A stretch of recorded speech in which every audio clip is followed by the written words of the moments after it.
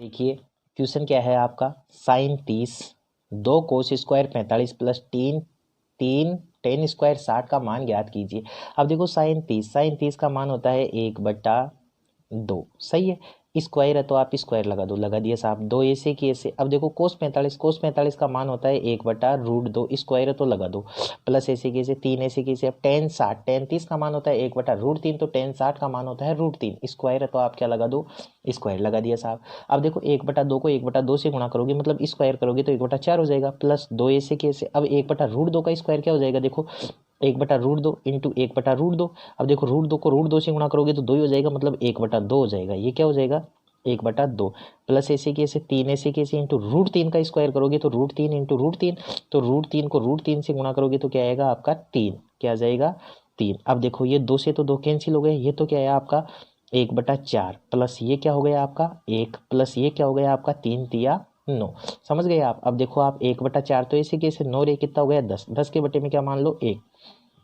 अब आप इसका लघुत्तम लोगे तो लघुत्तम लेने के बाद क्या हो जाएगा, अब आप इसका लघुत्तम लोगे तो लघुत्तम लेने के बाद क्या हो जाएगा 4, तो 4 का भाग लगाओ, 4 में क्या आया 1, और 1 को 1 से गुणा करोगे तो 1 ही आएगा। 1 का भाग लगाओ, 4 में कितना आया 4, 4 को 10 से गुणा करोगे तो कितना हो जाएगा 40, तो 40 रे कितना हुआ 41, 41/4 आपका क्या हो गया फाइनल आंसर। समझ गए आप।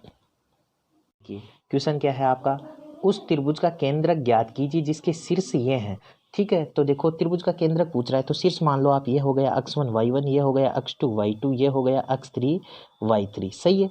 तो देखो त्रिभुज के केंद्र के निर्देशांक होते हैं, x बराबर होता है x1 plus x2 plus x3/3।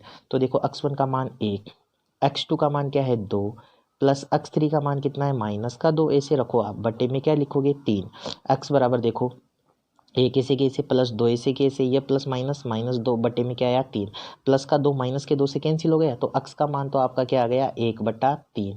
अब इसी प्रकार आप आ जाओ, y बराबर क्या होता है y1 plus y2 plus y3/3, तो y1 का मान 5, y2 का मान 3 और y3 का मान -11 बटे में 3। अब देखो ये तो कितना हुआ 5 और 3 8, प्लस को माइनस से गुणा करूंगा -11 बटे में 3। बड़ी संख्या में से छोटी संख्या घटाते हैं और बड़ी संख्या का चिन्ह लगाते हैं, तो 8 - 11 कितना हुआ -3/3, 3 एकम 3, तो -1 आ गया। तो आपका फाइनल आंसर क्या आएगा, उस त्रिभुज का केंद्र के निर्देशांक क्या होंगे x और y, तो x का मान तो कितना आया 1/3 और y का मान क्या आया 1, तो ये आपका क्या हो गया, ये आपका फाइनल आंसर हो गया। समझ गए आप।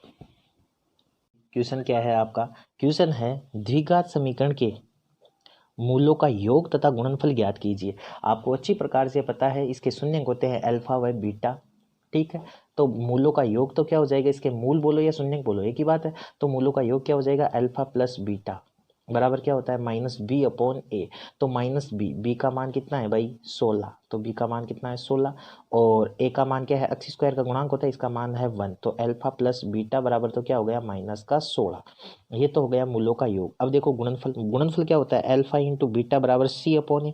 तो c का मान कितना है अचर पद होता है ये 57, a का मान क्या होता है x² का गुणांक, तो इसका मान क्या होता है 1। अल्फा इंटू बीटा बराबर क्या हो गया 57 में 1 का भाग लगाओगे तो 57 ही आएगा। ये आपका क्या हो गया फाइनल आंसर। ठीक है साहब। अब देखिए क्वेश्चन क्या है आपका, जांच कीजिए कि क्या द्विघात समीकरण है क्या। अब देखो सबसे पहले अपने को जांच करनी है। अब जांच करोगे तो इसका क्या लेोगे लघुत्तम लेोगे, तो लघुत्तम लेोगे तो क्या आएगा x² ही आएगा। ये लो साहब x², तो इसके बटे में क्या मान लो 1 मान लो, तो 1 का भाग लगाओगे x² में x² आएगा। अब x² को x² से गुणा करोगे तो ये x4 हो जाएगा, प्लस ऐसे कैसे x² का भाग लगाओ, x² में क्या आया 1, 1 को 1 से गुणा करोगे तो 1 ही आएगा। 2 ऐसे कैसे, अब आप क्या कर दो वज्र गुणा कर दो।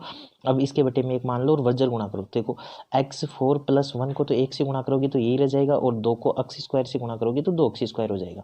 ये क्या हो गया आपका x4 + 1, और ये क्या हो गया आपका 2x²। अब देखो x4 तो इधर, ये 2x² इधर आएगा तो माइनस का 2x² हो गया, प्लस 1 इधर, ये बराबर में क्या रह गया 0। अब देखो आप घात 4 है तो ये द्विघात समीकरण तो है ही नहीं, तो ये द्विघात समीकरण नहीं है। ये आपका क्या है फाइनल आंसर, मतलब ये द्विघात समीकरण नहीं है। ठीक है जी।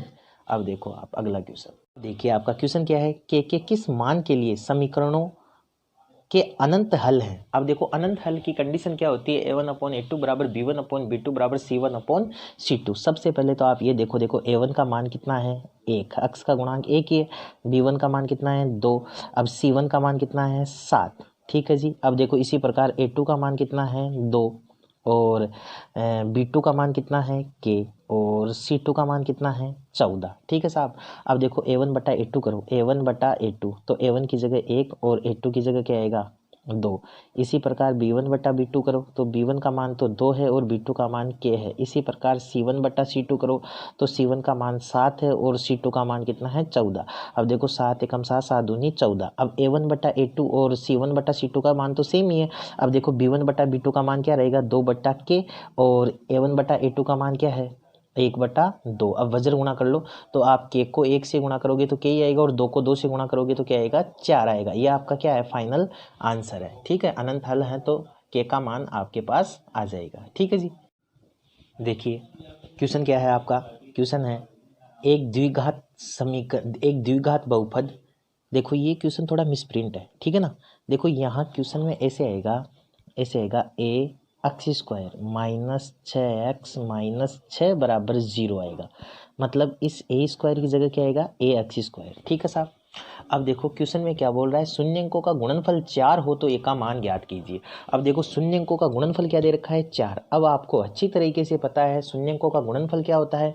जैसे इसके दो शून्य अंक है, एक तो है अल्फा और एक है बीटा, तो दो शून्य अंकों का गुणनफल होता है अल्फा इंटू बीटा बराबर C/A। ये आपको सभी को पता है। ठीक है। अब ये होता है तो देखो अल्फा इंटू बीटा का मान दे रखा है भाई साहब, क्या दे रखा है 4 दे रखा है जी। अब देखो सी का मान कितना है -6 रख दो -6। ए का मान क्या है ए ही है तो ए रख दो। ठीक है।